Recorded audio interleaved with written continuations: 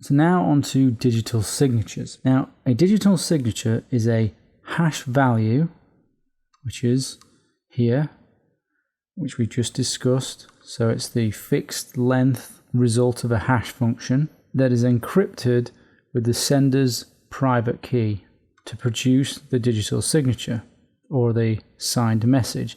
So a digital signature is technically a stamp of approval for the signer. It is a provider of guarantee over whatever it is that's being signed. When something is digitally signed, it provides authentication because it's been encrypted with the private key, which only the person who has the private key can encrypt with. So that is the authentication. It provides non-repudiation because, again, the sender's private key is used, and it provides integrity because we are hashing. A digital signature could be used, for example, with software. It could be used for drivers within your operating system.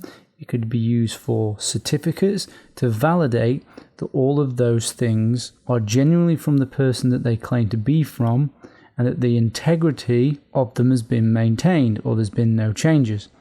So if we go and have a look here at the Chrome install file and properties, and you'll be able to do this in any operating system or the equivalent of, and we look here under digital signatures, we click here, we can see already some details, and we view the certificate.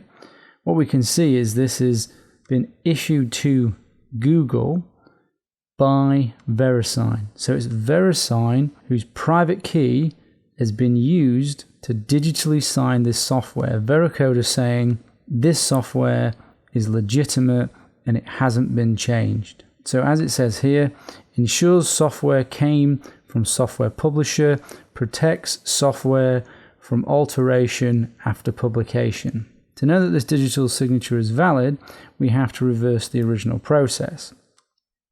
So we have the digital signature here, or the signed message, or the signed software. You then use the sender's public key, in that case it would be VeriSign, to decrypt, to reveal the hash, which you can then verify yourself. You'll have a hash value for it that'll have been taken from the digital signature. You can then take the file, run it through the same hashing algorithm, and you compare hashes, and you can see that the software has maintained its integrity. But when it comes to software, this is all happening behind the scenes, and it's been verified without you knowing.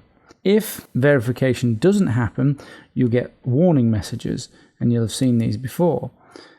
Here is an example of one. Windows cannot verify the publisher of this driver software. That means that it either does not have a digital signature, or you see how the Veracode was the person that verified that digital signature, that your operating system doesn't trust Veracode.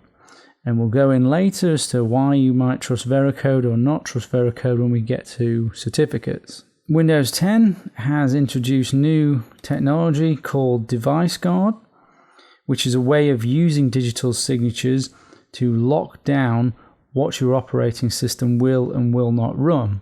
So Device Guard will only allow certain types of signed files to be run. Theory being that then malware cannot be run, or rats or trojans, because they won't be signed. There are of course ways around this, which we'll discuss later, but Device Guard is another layer of defense. So let's go through this just one more time, because I think it can be sometimes a little bit tricky.